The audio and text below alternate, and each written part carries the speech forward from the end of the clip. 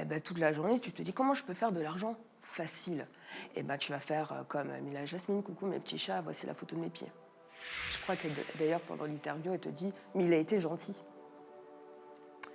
Je vois pas en quoi il a été gentil, elle finit avec une déchirure. Ce mec me pose beaucoup de problèmes.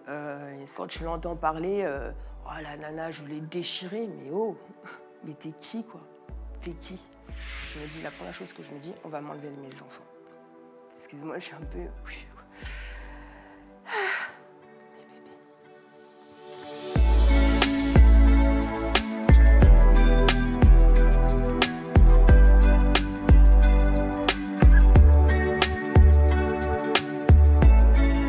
Bonjour Nikita Bellucci. Bonjour Samzira. Ravi de te recevoir en interview en toute intimité. Alors Nikita, tu es actrice, réalisatrice et productrice dans l'industrie du X français. Tu as démarré ta carrière en 2011, tu prends ta retraite en 2016, tu réintègres l'industrie en 2019, mais cette fois-ci de manière indépendante avec pour objectif de créer du X éthique. On parlera donc ensemble de cette notion un petit peu plus tard dans l'interview de X éthique, mais j'aimerais dans un premier temps te parler d'un clip, pour le coup, qui a beaucoup fait parler. Certainement que beaucoup t'en parlent encore aujourd'hui, je ne sais pas. Tu es apparu dans le clip Selfie du rappeur Vald.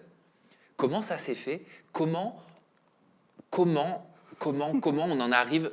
Je parle comme dans mon salon. Vas-y. Hein, tu m'as dit on peut être Tu peux être cash. comme à la maison. Comment on en arrive à faire une fellation dans le clip de Vald? Comment on en arrive là? En fait, c'est simple. Comment on en arrive là? C'est simplement que moi, on m'a appelé... dans ce clip-là, je suis avec Yann Scott, qui est un acteur français, le dinosaure du X français, que j'aime beaucoup. Pourquoi dinosaure? Parce que Yann Scott, c'est une légende dans cette industrie-là. Ça fait très très longtemps qu'il y travaille. Et Yann m'appelle et me dit, voilà, on a une prestation. Moi, on m'appelle pour une prestation, c'est simplement ça. Je fais juste mon travail. Et donc on m'explique un petit peu le projet, ça me fait marrer, et puis voilà, ça se passe comme ça en fait. C'était bien payé?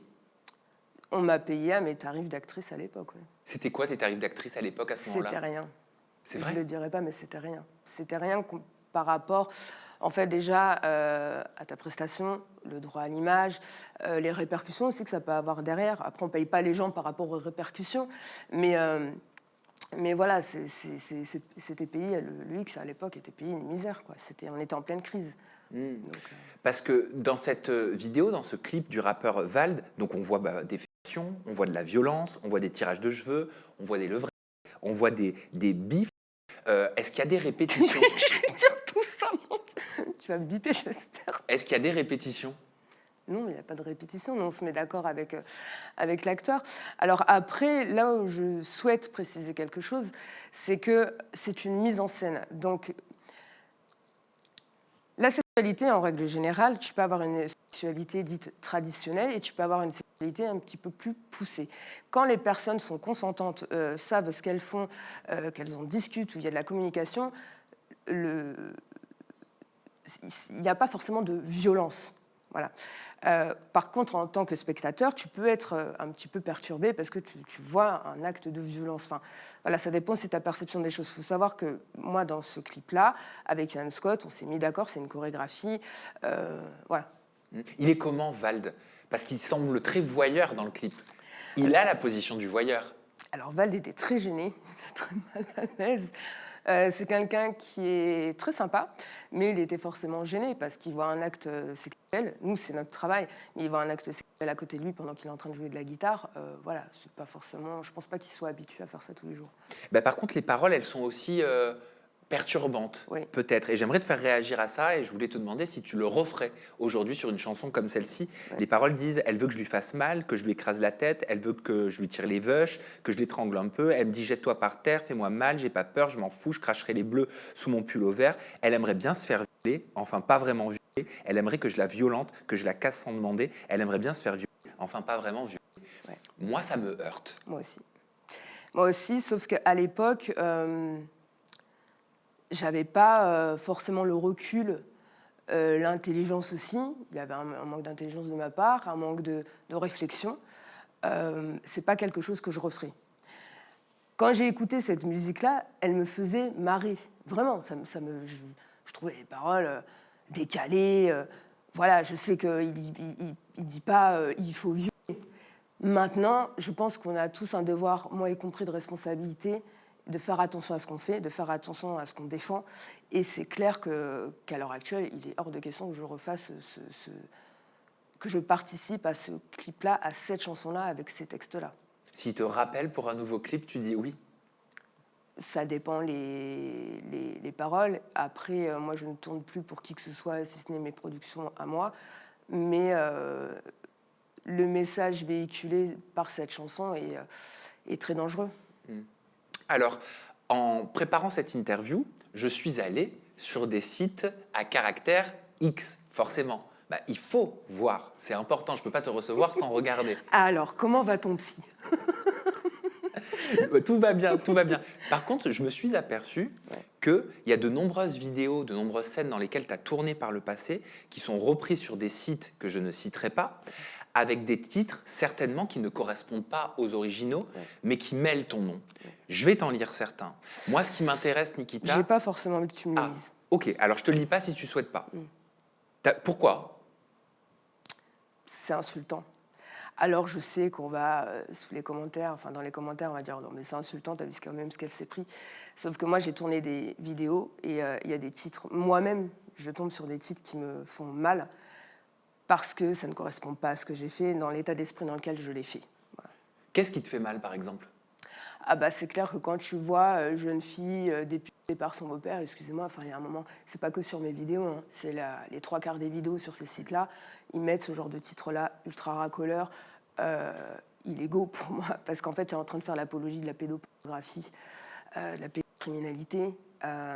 Voilà, c'est pas normal et j'ai pas envie d'être associée à ça. Moi la pornographie que je fais, c'est pour des adultes qui sont dans la capacité de regarder des vidéos, qui arrivent à prendre du recul, et c'est pas pour ce genre de personnes-là qui sont dans la recherche de ce truc immonde, quoi. Je te lirai pas, donc les titres, je respecte ta sensibilité, mais qu'est-ce que ça te fait de te dire que des personnes que tu ne connais pas s'approprient ton nom, ton image, de cette façon-là, avec des termes d'une trachitude sans nom?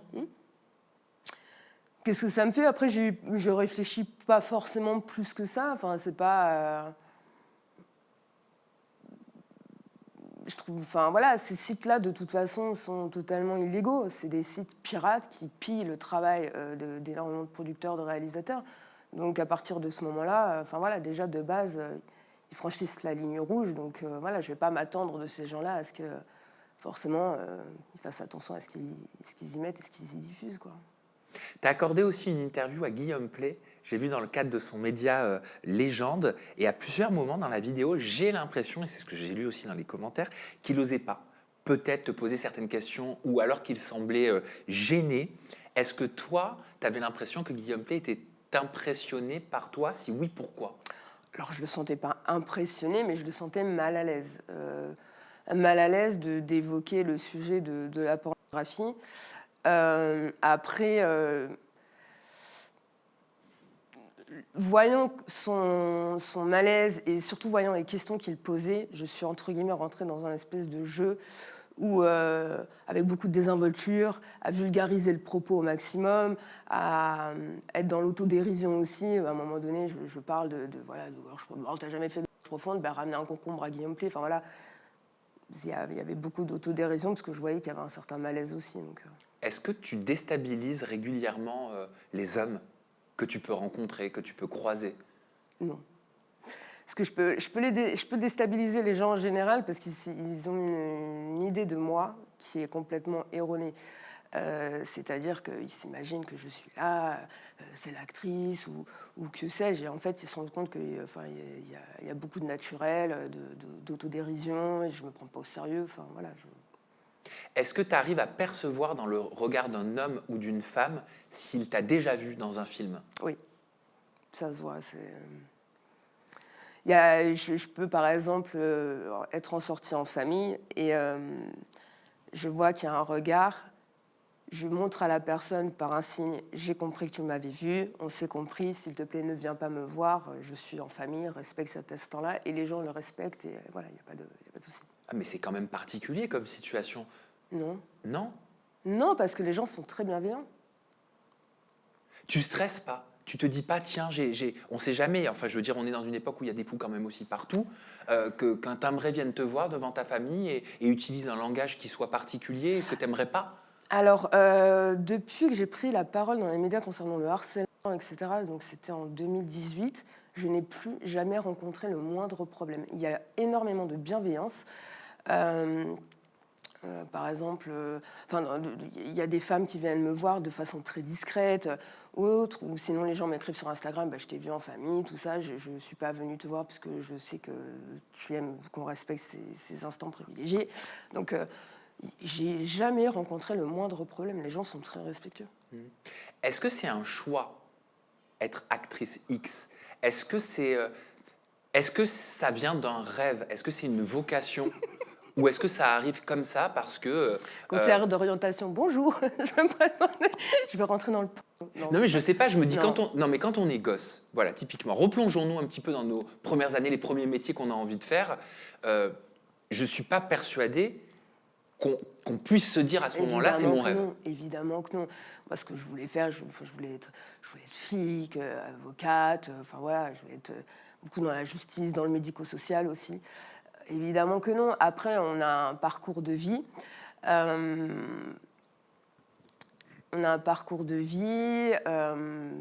Moi, j'ai fait pas mal d'introspection sur moi-même et je sais que, voilà, souvent en interview, je disais que c'était par fantasme. Mais quand je creuse, quand je prends beaucoup de recul sur qui je suis et ma construction, je sais que c'était pas uniquement par fantasme. Il y a cette attirance vers la pornographie, mais voilà, les raisons sont plus profondes, sans mauvais jeu de mots. Pourquoi tu as fait du X alors si c'est pas par fantasme? Alors ça, c'est mon intimité à moi, que je ne souhaite pas forcément partager. J'ai pas subi de violence sexuelle quand j'étais enfant, parce que souvent, on dit que des actrices porno finissent dans le porno parce qu'elles ont subi des violences sexuelles. Et de toute façon, et alors, j'ai envie de te dire, voilà, ça appartient à chacun. Ça appartient à chacun, ces raisons-là. Tant que la personne, elle est bien avec elle-même, elle le vit bien, et voilà, il n'y a pas de souci. Ok, parce que je vais respecter, je respecte toujours les prises de parole ou les non-prises de parole. Mais si moi, tu me demandes pourquoi tu as fait ce métier-là, je pense pouvoir te répondre sans me sentir forcément gêné ou autre. Est-ce que tu estimes, toi, que tu n'as pas réussi à régler certaines choses de ton passé Non, j'ai tout pour pouvoir assumer pourquoi tu t'es lancé dans le X? Mais pas du tout. Enfin, moi, je suis très bien avec les décisions que j'ai prises dans ma vie. Et j'en suis très, très contente de mes décisions. Je n'ai pas à avoir honte d'être rentrée dans cette industrie. Je n'ai pas à avoir honte d'avoir certaines raisons de pourquoi je suis rentrée dans cette industrie-là. Et après, c'est une question qu'on me pose de façon générale dans toutes les ITV. Pourquoi tu es rentrée dans l'industrie? Et je la comprends, cette question, parce que pourquoi elle est rentrée? Et je trouve que cette question, elle est vachement culpabilisante, finalement. Parce que pourquoi? Qu'est-ce qui a fait dans ta vie que tu as pu tomber aussi bas? Tu vois, c'est ça que ça... Moi, c'est pas du tout comme ça que je le dis. Je sais que c'est pas ce que tu sous-entends, mais cette question peut être aussi culpabilisante.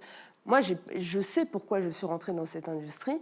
C'est des raisons qui m'appartiennent. C'est mon intimité de mon âme, de mon être, de tout ça. Et je le vis très bien, en fait. Donc voilà, après, moi, mon parcours familial, tout ça, mes névroses, mes traumas, moi, je les règle avec mon psy et je le vis très bien et il n'y a pas de problème, quoi. Ok. Donc ça veut dire que c'est important pour toi, en tant que personnalité, parce que tu es une personnalité publique aujourd'hui, de garder cette intimité. Elle est importante, cette intimité-là, Bien sûr. à une ère où la plupart des gens, sur les réseaux sociaux, la mettent en avant.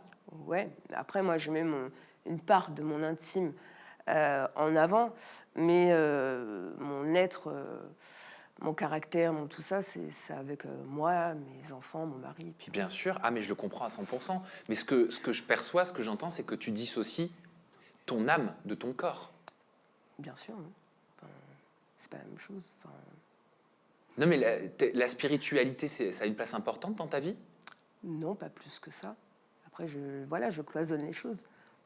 Quand tu rentres chez toi, t'es pas Samzira. Non. Voilà. La plupart des personnes que tu reçois ici, c'est pas des, quand elles rentrent chez elles, c'est pas des stars de télé-réalité, c'est elles.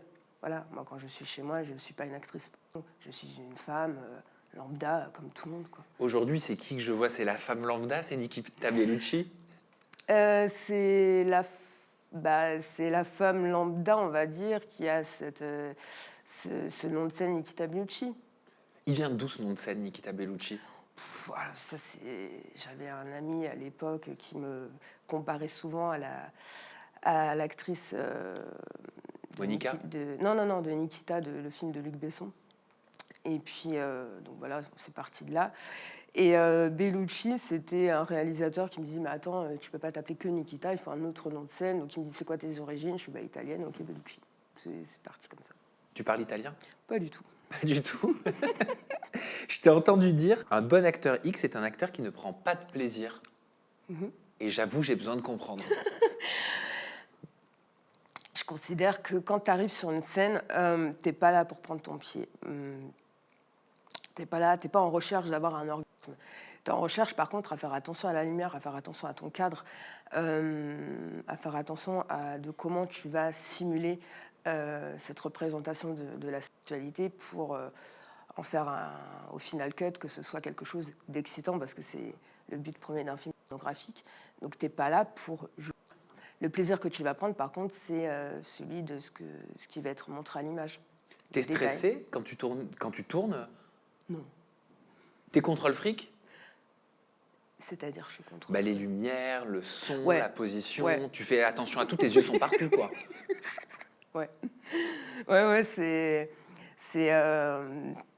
par exemple, je vais donc faire ma prestation, et puis à un moment donné, je sais pas, je vais avoir le regard ailleurs, je vais voir, il y a un fil, il y a un câble là, qu'est-ce qu'ils font là et tout, parce que personne peut avoir les yeux partout, tu vois, donc voilà. Et puis il y a aussi le montage. Il y a le montage où parfois je suis avec mon mari sur la station de montage, et tu m'entends hurler parce qu'on voit une perche, quoi, dans le reflet de la vitre. Donc c'est Ah, t'es très perfectionniste. je fais en fait, je suis consommatrice, donc voilà, je vois tous les défauts, quoi.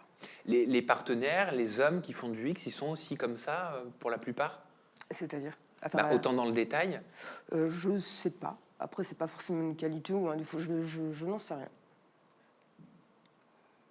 Non, mais c'est pas physiologiquement parlant, enfin typiquement en tant qu'homme, Oui. si tu prends pas de plaisir, peut-être que tu n'arrives pas à être en érection.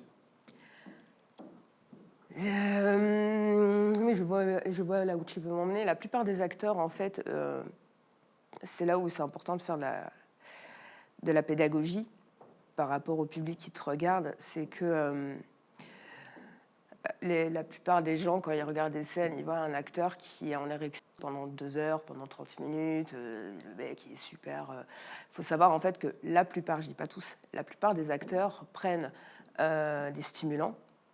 Donc on ne les oblige pas à prendre des stimulants. Faut bien marquer le point là-dessus. Mais la plupart, voilà, prennent des stimulants pour avoir une érection et pour pouvoir... pour ne pas être perturbé par change de position, attendez, on fait une pause, tu vois. Voilà.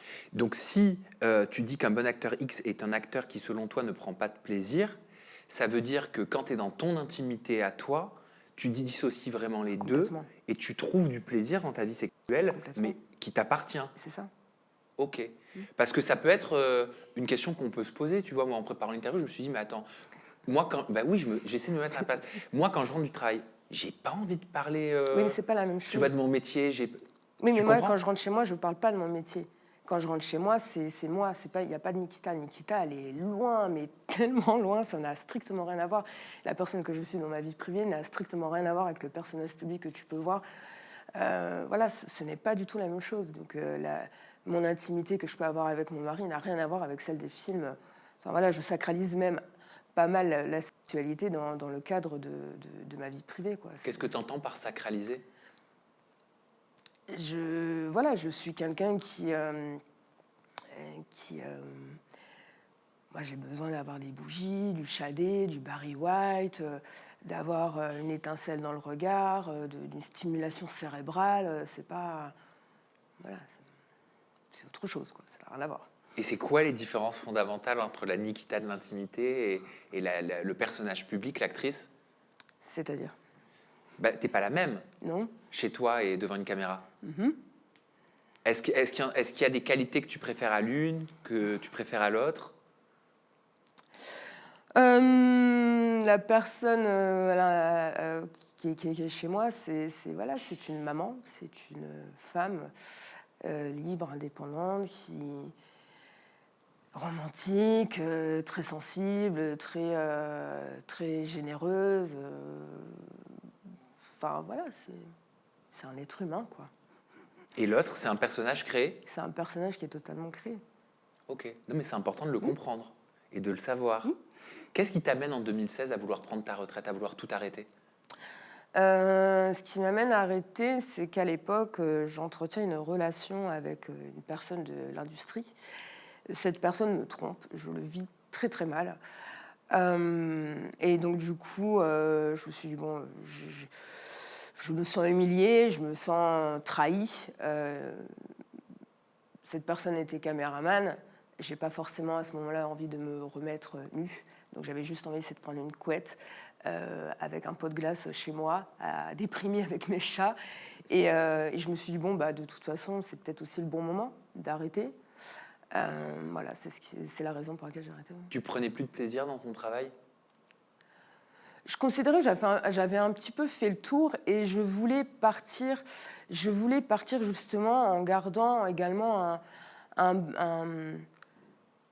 en n'étant pas lassée. Je ne suis pas partie parce que j'ai été lassée ou parce que c'était chiant ou autre.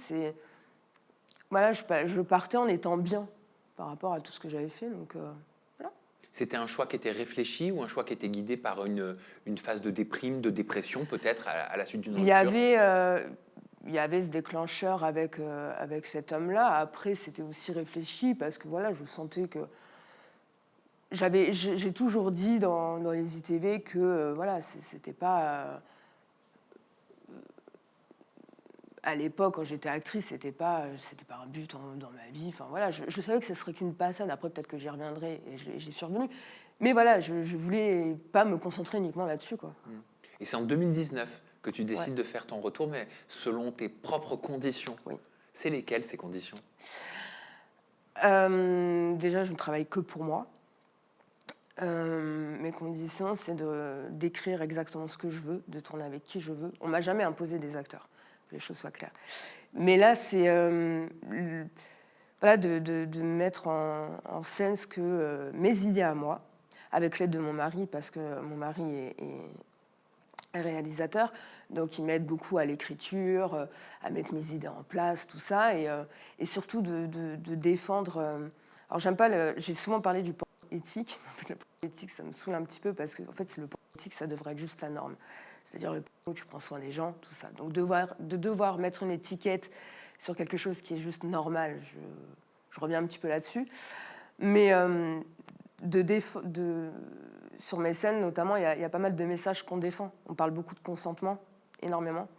On met en scène, ça peut être, mais tu vois, le consentement, c'est-à-dire, j'ai une scène où je dîne avec mon mari, l'acteur mari, là, et je lui dis, voilà, chérie, est-ce que tu connais les jeux de rôle? Il me dit, oui, genre Donjons et Dragons, et je lui dis, non, c'est pas comme ça. Et je dis, voilà, moi, j'aimerais quelque chose, c'est que tu réalises un de mes fantasmes, qui est celui-ci. Attention, si à un moment donné ça va pas et que je dis stop,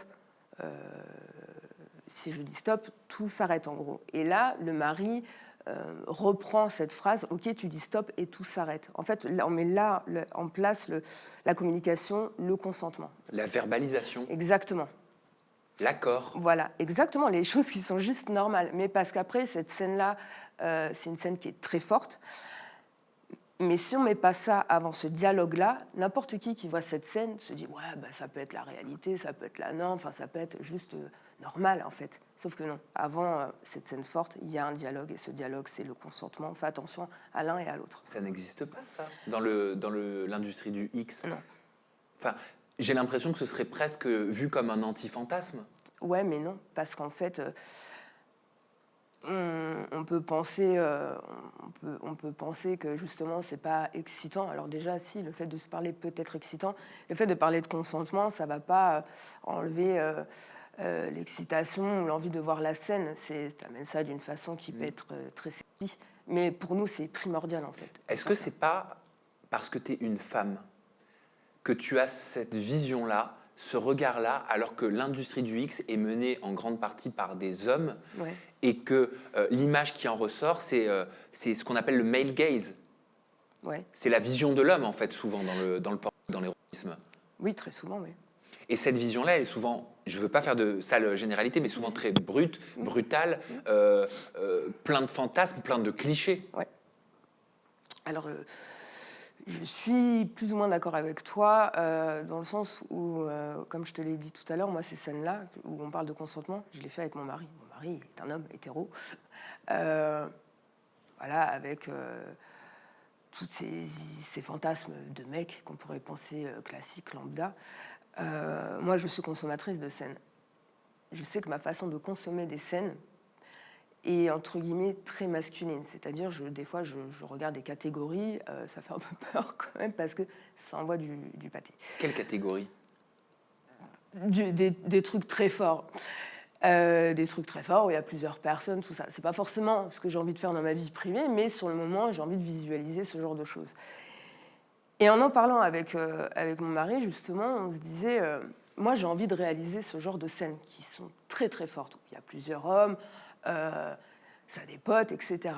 Mais ces scènes-là, tu peux les faire d'une façon qui peut être aussi safe. C'est-à-dire que, juste avant ces scènes-là, tu peux aussi placer le mot du consentement. C'est-à-dire que la femme, la sexualité d'une femme n'est pas que un truc plan-plan, missionnaire. La femme peut aussi aimer des choses qui sont très fortes. Maintenant, je pense que dans la société dans laquelle on vit actuellement, il est important de replacer encore une fois de plus le consentement. Et voilà, et on peut faire des scènes très fortes, mais toujours avec cette notion, pardon-là. Est-ce que tu as l'impression, à un moment donné de ta carrière, d'être devenue une lanceuse d'alerte dans le milieu, dans l'industrie du X ? Alors, je n'ai pas eu l'impression d'être une lanceuse d'alerte. Je ne suis pas Julien d'Assange. Assange, pardon. C'est d'Assange ou Assange, d'ailleurs ? Je ne sais plus. Wikileaks, les dossiers, tu ne connais pas ? Désolée. Je ne suis pas une lanceuse d'alerte, mais je me suis souvent exprimée. Ça m'a rapporté pas mal de soucis. Et déjà en 2013, je m'exprimais pas mal. Donc voilà, je me suis toujours exprimée en fait. Ça a été dur de t'exprimer sur le milieu du X en tant qu'actrice ? Comment prendre la parole ? Comment dénoncer dans un milieu alors qu'on travaille dedans ? Comment dénoncer le milieu alors qu'on travaille dedans ? Tu peux répéter la question ? Tu peux me la relancer ? Ouais. Non, mais je comprends pourquoi tu me demandes de te la répéter. C'est parce que la notion, elle est assez particulière et c'est une notion que je connais. Parce que je vais te donner mon exemple. Regarde. Moi, j'ai commencé dans le milieu de la télé-réalité en tant que journaliste, créateur de contenu, à poser des questions. J'ai été en lien avec ce milieu de la télé-réalité et ça ne m'a pas empêché très rapidement de critiquer ce milieu-là. Parce que j'estime que ce n'est pas parce qu'on travaille dans un milieu qu'on ne peut pas le critiquer. Oui. Si je suis dans ce milieu, c'est que je l'aime, c'est que j'aime ce que je fais. Mais quand on aime, on peut aussi avoir des critiques. Voilà. Au contraire, je trouve ça plutôt sain et constructif. J'imagine que toi aussi, on t'a dit que tu craches dans la soupe. Oui. Pas cracher dans la soupe, mais on m'a dit comment tu peux essayer de déstabiliser le milieu de la télé-réalité alors que ce milieu, il te rapporte aussi de l'argent à toi. Justement, c'est peut-être justement parce que tu aimes ce milieu que tu le dénonces. Enfin, tu dénonces certaines choses qui s'y passent. D'où ma question. Est-ce que ça a été évident pour toi de critiquer un milieu dans lequel tu évolues et dans lequel tu évoluais en tant qu'actrice ? Moi, il m'a fallu pas mal d'années en fait pour dénoncer certaines choses parce que tu as besoin de prendre du recul, d'avoir une certaine maturité. Je sais qu'aussi à l'époque, en 2013, il y a un tournage qui s'est passé avec une personne d'ailleurs qui... Parce que tu sais, il y a eu des affaires judiciaires dans la pornographie et une personne qui est actuellement toujours en prison avait organisé un grand tournage à Paris avec beaucoup d'hommes et une seule femme. Le truc super glauque. Et en fait, tu vas sur son site internet et il dit « J'organise un tournage, 150 mecs, une seule fille, ou 120 mecs, je sais pas, bref, ils étaient une centaine. Je demande juste le test du VIH. » Et là, je commence à serrer. Je me dis « Elle est en train de mettre tout le monde en danger sur le plan sanitaire, sur le plan médical. C'est des gens qu'on ne connaît pas. Ils ne sont pas du tout dans notre milieu. Nous, il faut savoir qu'on est testés tous les 15 jours. Hein. Tous les 15 jours, tu as la batterie de tests, on y va. On est les gens les plus testés au monde. Et là, on ne sait pas d'où ça sort. Et je prends la parole, je le dénonce, ce truc-là. Et en fait, ce réalisateur, qu'est-ce qu'il fait? Il rachète une scène à moi. Il la met sur son site. Il modifie ma voix lorsque je prends la parole. Et en m'entendant prononcer des mots qui ne sont pas les miens, avec une voix qui n'est pas la mienne, il a mis ça sur son site. En gros, tu fermes ta gueule, quoi. Il avait le droit de faire ça? Bah, évidemment que non. Enfin, attends, mais si, parce qu'il a racheté cette scène-là. Ouais, mais est-ce qu'il a le droit de modifier la réalité? J'en sais rien. Ton texte, ta prise de parole? J'en sais rien, mais à partir du moment où tu as ça, t'es toute seule, bon, bah, t'évites de continuer de parler. Parce que forcément, déjà dans ce milieu, à l'époque, en tout cas, il n'y avait pas beaucoup de sororité, il n'y avait pas beaucoup de soutien. Tout le monde faisait un petit peu l'autruche. Donc voilà. Tu as continué de prendre la parole par la suite et ça t'a même valu un procès qui est toujours en cours, si je ne me trompe pas, tu vas nous le préciser, notamment avec le groupe qui détient la plateforme Jackie et Michel. Ils t'ont reproché d'avoir participé à un dénigrement commercial. C'est ça, hein? Oui. Oui. En fait, tout a commencé l'année dernière. Il y a 2 ans. Je n'arrive même plus à restituer les dates, tu sais. Ça a commencé par... on reçoit un courrier, mon mari et moi, des services sociaux. On reçoit un courrier des services sociaux chez nous en disant apparemment vos enfants sont en danger. Et l'enfant à naître, parce qu'à l'époque j'étais enceinte de 7 mois. Il y est dit tout un tas de saloperies. Donc moi je suis enceinte de 7 mois, je me retrouve dans un état d'angoisse, tu n'imagines même pas. Je travaille dans l'industrie pornographique, je sais que le regard que peuvent avoir les gens, les institutions sur notre métier, je me dis, la première chose que je me dis, on va m'enlever mes enfants. Et mon enfant me parlait, je n'arrivais même pas à m'exprimer pendant 3 jours. J'étais un zombie. Il n'y a que les mamans qui peuvent comprendre ce genre de choses. Excuse-moi, je suis un peu... Mes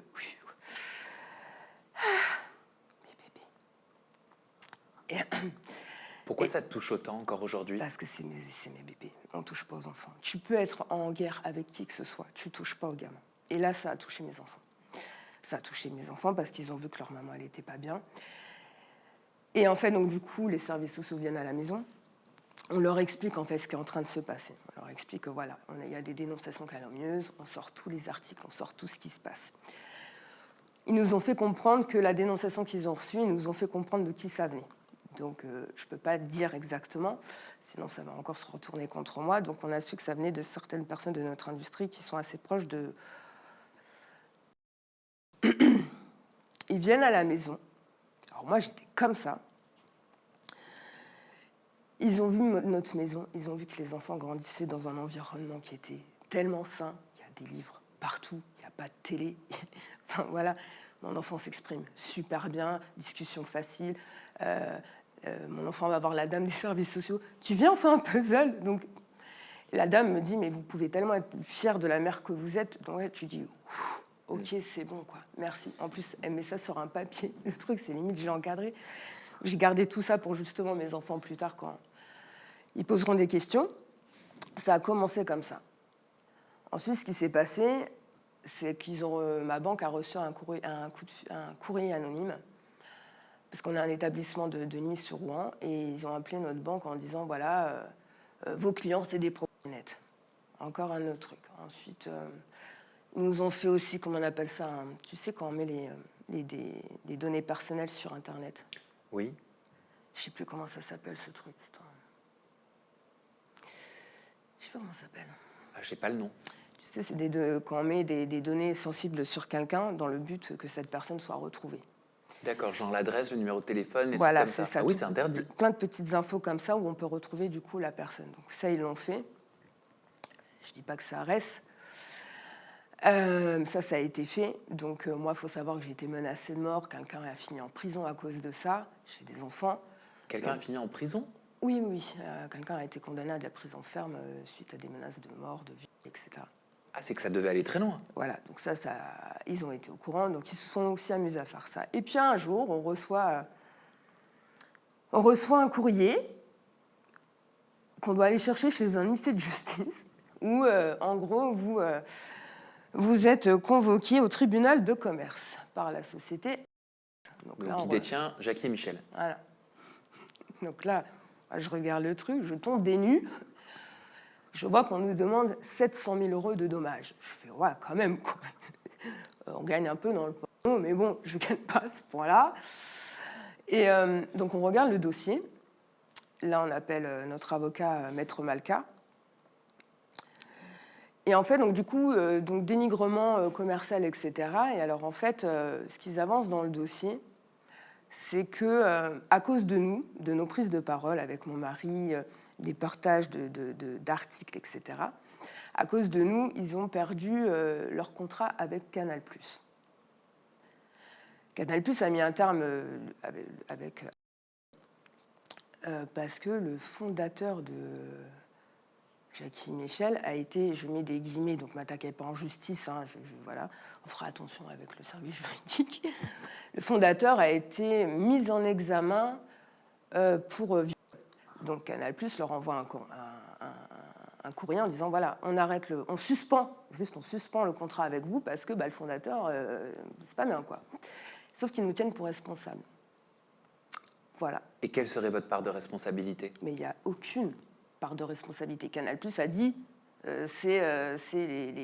c'est le fait que monsieur soit inquiété par la justice qui fait qu'on suspend. Il n'y a jamais écrit, et puis s'insulter Canal+, parce que Canal+, je pense que la parole de Nikita Bellucci, ils s'en foutent totalement. Parce que pour vous accuser de dénigrement commercial, c'est qu'ils estiment que vous avez eu des propos à leur égard qui étaient désobligeants. Mais qu'est-ce qui a été désobligeant? J'ai juste partagé des articles. Enfin, voilà, j'ai rien à me reprocher. Et ils disaient quoi, ces articles que tu partageais? Ça parlait des mises en examen, ça parlait la façon dont se passaient certains tournages, etc. D'accord. Ok. Donc, en gros, tu activais ta liberté d'expression Oui. et tu estimes que c'est ta liberté d'expression que d'expliquer ce qui avait pu t'arriver. C'est ça? Ce qui peut arriver de façon générale. Dans le milieu? Ok, mais il ne faut pas le dire. Faut pas le dire. Nous, quand on s'est exprimé, il y a des acteurs, par exemple, qui ont reçu des coups de téléphone de certaines personnes en disant vous arrêtez de travailler avec Nikita et Ludovic. Sinon, on ne vous prend plus. Sauf que nous, on est une petite production. Ouais, mais c'est marrant. Pas une grosse production. J'ai l'impression que tu parles du milieu de la télé-réalité. Ah, mais c'est que des trucs comme ça. Ah ouais, il y a plein de similitudes. Une fois, il y a une actrice qui a juste liké un tweet de mon mari. L'actrice, du coup, s'est vue annuler ses interviews, quoi. Juste parce qu'elle a liké un tweet. Donc voilà, les gens sont blacklistés. Aujourd'hui, elle en est où, cette affaire? Du coup, le tribunal de commerce a statué qu'il n'était pas compétent pour juger ce dossier. Du coup, ils nous ont donné raison, mais ils ont fait appel. Donc, du coup, on aura la réponse le 13 novembre. 13 novembre, très bien. J'aimerais te faire réagir à un phénomène dont tu as forcément entendu parler, énormément d'influenceuses, de candidates de télé-réalité, de jeunes femmes et jeunes hommes, même dit lambda, se lancent sur les plateformes intimes, privées, telles que Mime, telles que OnlyFans. Avec ton œil, avec ton recul, avec ton expérience, Nikita Bellucci, qu'est-ce que tu penses de ce phénomène?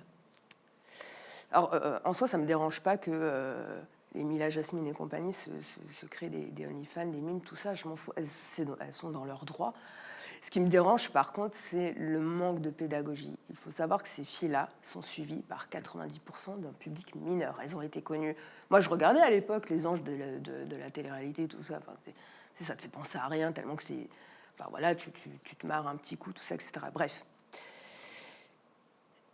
il y a des mineurs qui les regardent. Et il n'y a pas une seule fois où ces filles-là vont dire, ou ces mecs-là vont dire « Attention, je fais quelque chose, c'est pour les adultes, j'invite ma communauté où tu expliques que c'est pas juste je poste une photo, ces photos-là resteront de toute façon à vie, elles peuvent avoir des répercussions.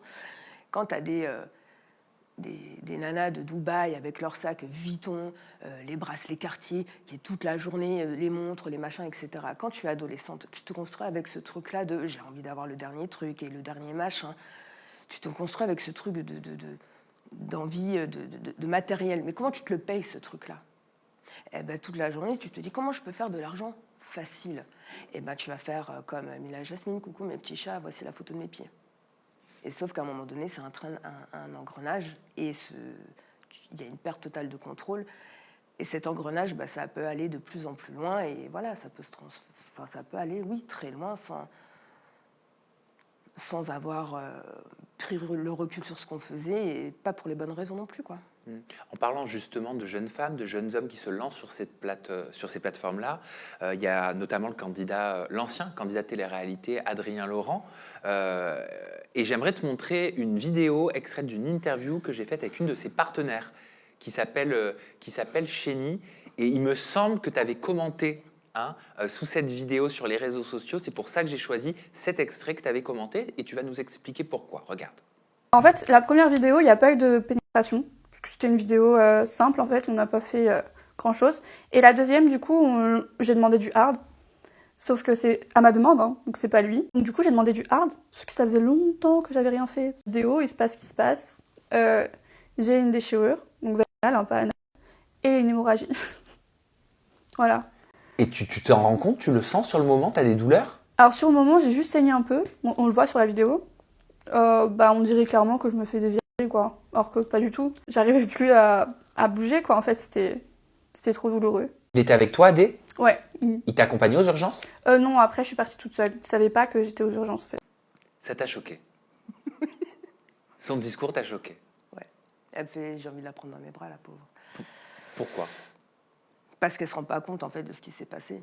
Enfin, je ne suis pas en train de nommer un acte ou autre. J'étais pas là. Ça se trouve, ça s'est très mal passé ou autre. Maintenant, d'entendre j'ai eu une déchirure, on peut le voir sur la scène, il y avait du sang. D'en parler avec autant, entre guillemets, de légèreté et de dire j'ai fini aux urgences avec une hémorragie. Enfin, Adé Laurent ne l'a pas accompagné. C'est juste, elle l'a lu. Je crois que d'ailleurs, pendant l'interview, elle te dit mais il a été gentil.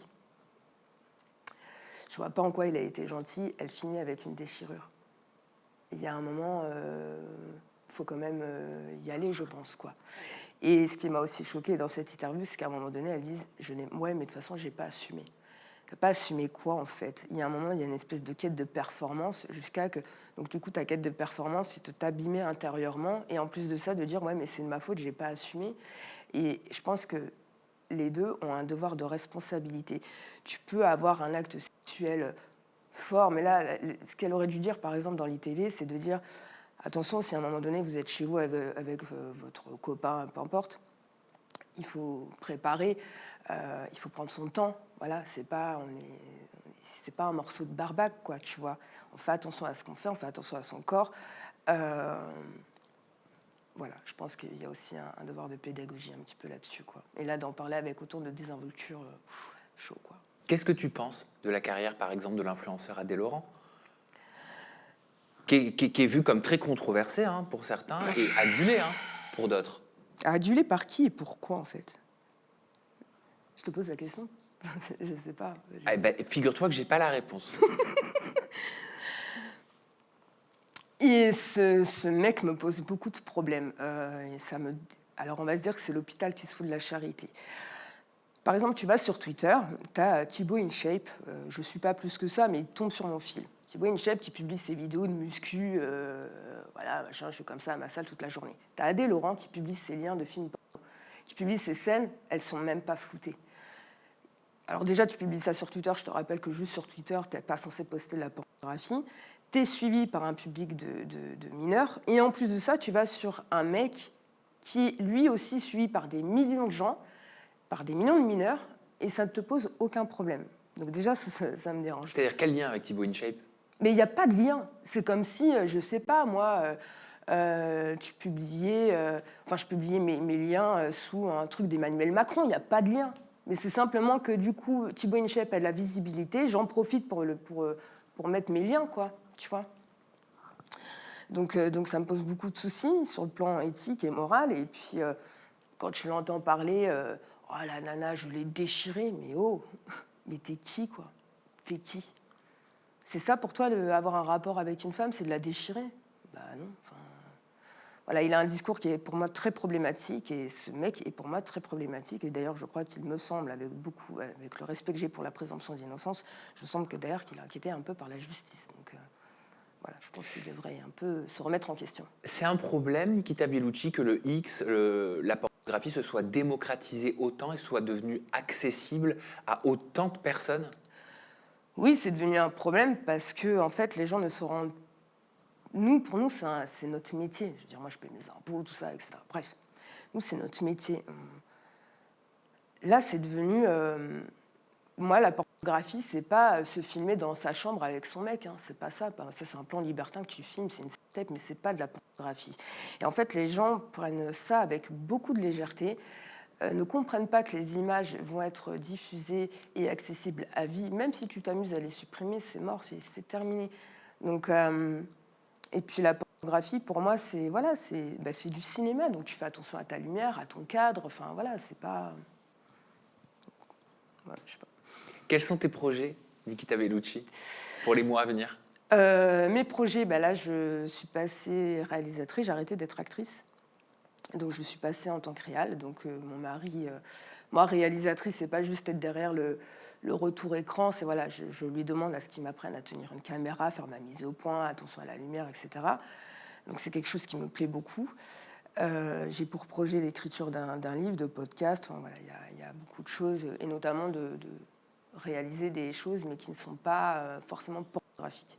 Voilà. Et toujours avec un message un peu militant derrière. Mais qu'est-ce qui te plairait de développer comme contenu? Je peux pas en parler, je peux pas me faire piquer une idée. Mais t'as raison, en vrai. T'as raison. Bon, on découvrira tout ça certainement sur tes réseaux sociaux. Ton compte Instagram, c'est Nikita-Bellucci. Merci pour cette interview, Nikita Bellucci. C'était un plaisir de papoter et d'apprendre à te découvrir, j'espère, différemment. Nous, on se retrouve très prochainement avec une nouvelle personnalité. Toujours des confidences en toute intimité. D'ici là, vous prenez bien soin de vous et de vos proches. Bye bye.